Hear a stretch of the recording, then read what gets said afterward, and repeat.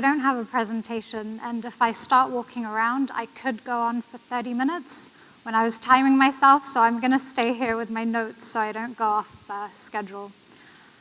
So first of all, thank you to the Tomouh organizers for bringing us together and organizing this summit. I, in my past life, used to work in event management, so I really appreciate how much goes into these things and a lot of the behind-the-scenes stuff and the last-minute surprises. And I think we can all appreciate how much goes into this. Organizing events, whether it's a birthday party for your kids or a corporate event. Now, I want you to imagine organizing something else.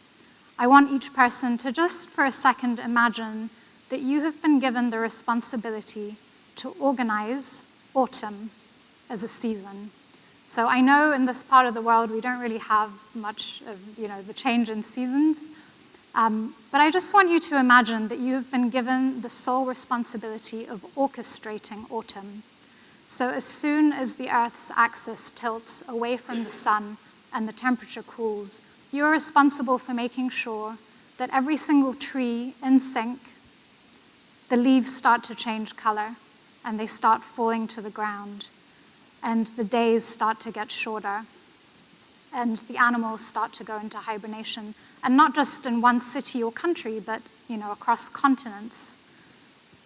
If you really let that just sink in, you'll just start to appreciate how incredible and how incredibly sophisticated nature is. A spider can make spider silk that is ounce for ounce as strong as Kevlar, which is what they use to make bulletproof vests. And unlike humans, where we have factories and all these chemical processes and pollution, it does it by digesting an insect and some water at ambient temperatures. Ants, when they're put in a maze, so a group of researchers put some ants in a maze to see how long it would take them and whether they could calculate the most efficient route to get out of the maze. And every single time, and even when they put obstacles to change the maze, the ants' algorithms were always far more sophisticated.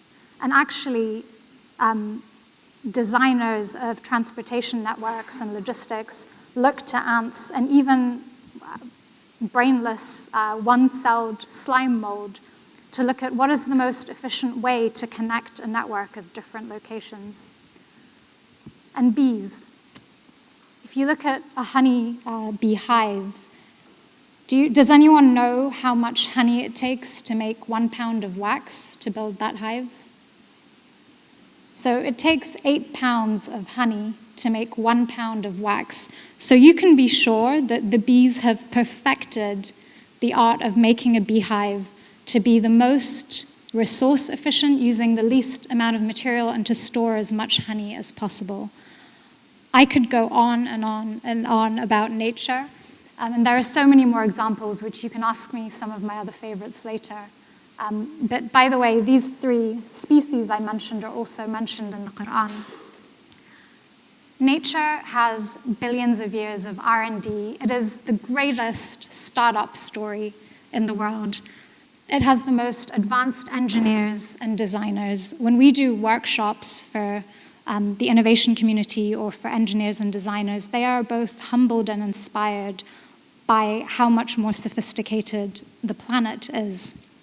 And yet, every day, by not really preserving the environment, it's almost like we are burning 10 books of patents that we haven't even read yet. So beyond protecting nature, we need to see it as something that we can learn from. But I also want to take that a step further. The planet is actually our biggest social and economic partner. It's time that we ratify our free trade agreement with nature.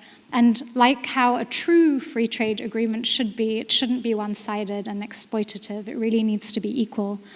And so, when you think about the amount of ecosystem services that the planet offers, so I'll give you an example. Just 3 things on this earth of natural assets, and that is trees, coral reefs, and fresh water, provide us in almost $100 trillion worth in services. Now, just to give you a frame of reference, our global GDP in 2015 was around 74 trillion.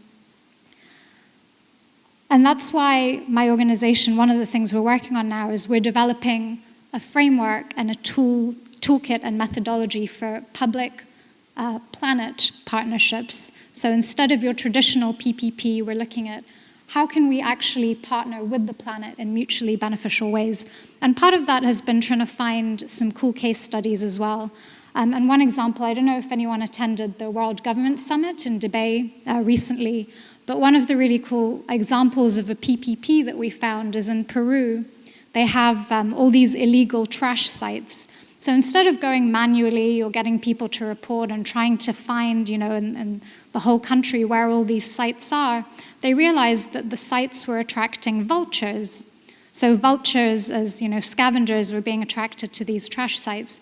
So they started equipping some of the vultures with GPS and some other tech, so the vultures would actually tell them where all the trash sites are.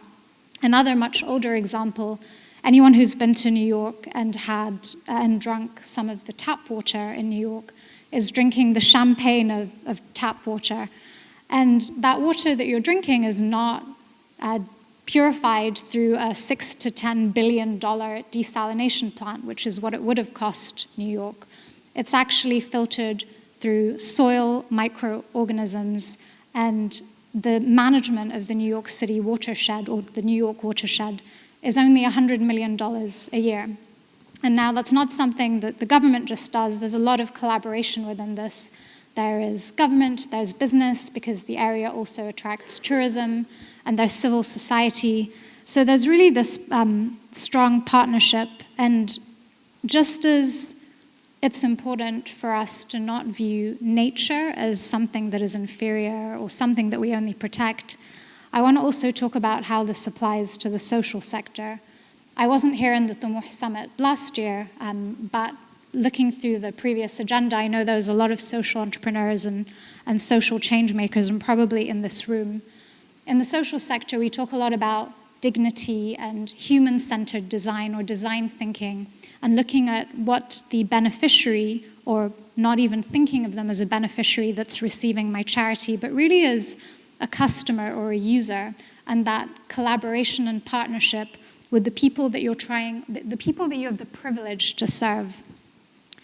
And I want to give you an example that you may have heard of, but it's kind of gone around. But a friend of mine works for an oil and gas company, and he was telling me how a few years ago they were operating in a country in Africa, and they were noticing that the women were walking hours every day to go and fetch water and then come back.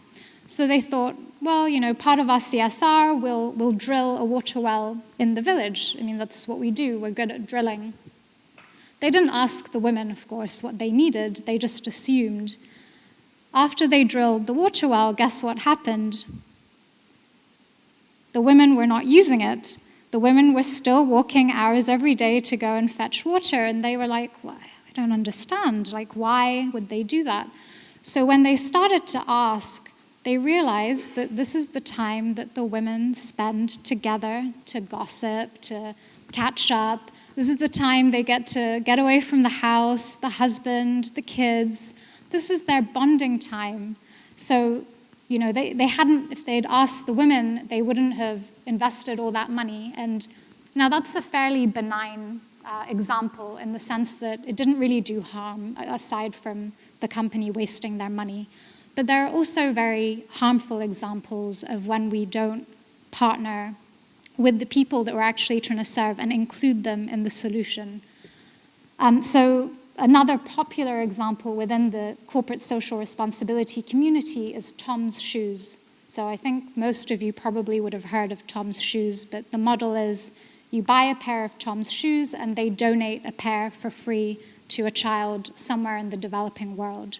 Now, why is that a broken model? It's very well-intentioned. It got a lot of brand loyalty. People feel good about buying shoes because someone else is getting a pair. But the problem isn't that they don't have shoes. The problem is poverty.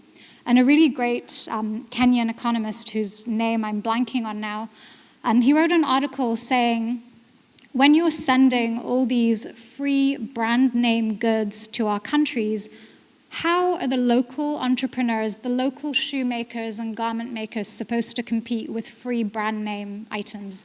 So instead of helping, you're actually making the economy worse. You are exacerbating poverty, which is really the issue, and not helping. And it's not just about poverty or the environment. Okay, I have 5 minutes left. In everything that we do, we really need to build this ecosystem. So some of the work we do as well is around diabetes, which is a huge issue in our region. And what we started with, so now we're trying to develop some diabetes virtual reality education, but what we started with was building a community and an online portal in Bahrain that brings together all the different diabetes stakeholders. We believe so strongly in collaboration. I mean, we're obsessed. It's one of our core values, to the point that during 2011, seeing everything with the Arab Awakening, we had this crazy idea that what if we could get activists to not see themselves as adversaries with the government, but what if we could get them to collaborate with the government? What if we could get them to go from nonviolent resistance to nonviolent resilience, and to partner with the government to fix the broken models of education or housing or healthcare or whatever it is that they're seeing. And this is something that we need globally. I think it's not just something in the region, especially with the political polarity that we're seeing in the US and in Europe. It's, you know, this resistance mindset instead of the collaboration mindset. So I think at this point you're probably thinking, what does she do? She's talking about climate change, health, peace, all of these different things. So you probably get a little idea of the struggle I have when I'm at a dinner party and I have to introduce myself and what I do in 15 seconds. But just to wrap up, when I think of the challenges that we face in this region, and there are many, I believe that we have enough technology, enough wealth, enough resources and brain power and energy to address all of them, if only we had collaboration. For me, the biggest challenge we have is our crisis of values. If you had the right set of values, you would not allow for inequality or environmental degradation or for poverty to even exist. And the reason that I'm also obsessed with collaboration is because it brings in a lot of the values that counter that. To have true collaboration, you need to recognize the interdependence between you and every other thing that is around you and that is in your country, in your community, and in your planet. And you also have to have a sense of humility. So even in the social sector, there are those people with the big egos who want to be the one, you know, the hero or the shero who solved the social issue. Collaboration brings that humility where it's not about you, it's about our collective journey. And so we need to break down these silos between organizations and within them, and even within ourselves. At the moment, I'm writing a book on fundamentalism and moral humility, and one of the things that's really struck me as I'm going through history is a lot of the great Islamic thinkers were not just one thing. They weren't just one siloed profession. You know, can you imagine the CV of someone like Al-Kindi or Ibn Sina? They were philosophers, physicians, musicians, poets, you know, scientists, astronomers. So it's really remarkable. And in this room, we have so much diverse talent. We have incredible brain power. And we also, I think, have a desire to serve something that's greater than ourselves. So what I would love to leave you with is, and collaboration is not easy. Optimizing collaboration is really what keeps me up at night. But if we can just start with something small, where when we meet each other and introduce each other, instead of just asking, what do you do and what have you studied, maybe we can start by asking, what is the impact that you want to have on this world? What do you need to get there? And how can I help you? Because at the end of the day, no matter where you work, whether it's a company, the government, the UN, civil society, there is only one client that we're all serving, and that is this planet and each other. Thank you.